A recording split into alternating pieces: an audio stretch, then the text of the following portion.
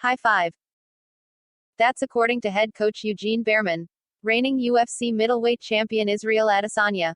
The consensus was that Adesanya, now 22-1 after suffering the first loss of his MMA career, spoiled his chance to challenge former light heavyweight champion Jon Jones, who recently moved up to heavyweight for a chance to battle the winner of Stipe Miocic vs. Francis Ngannou, who rematch at UFC 260 later this month.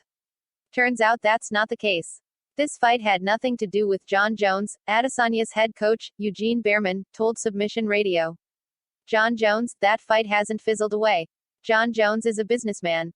Jon Jones understands how the pay-per-view market works and he understands where the money is, and that's why this fight doesn't fizzle away. Because at the end of the day, if it makes money, it makes sense. Jones appeared to move on from his Adesanya rivalry after the last stylebender failed to seal the deal at UFC 259.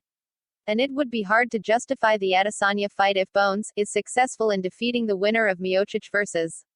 Ngannou too, regardless of whether or not fans are still clamoring for Jones vs.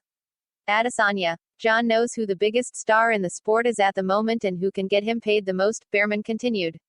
That is why the fight won't fizzle out. So, Jon's gonna, if he hasn't already, I'm sure he's probably been on social media and gone through all the antics that he usually does, but at the end of the day, the facts are the facts.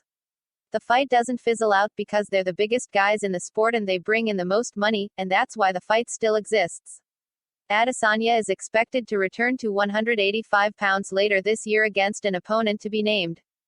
Punch the like button and kick the subscription bell.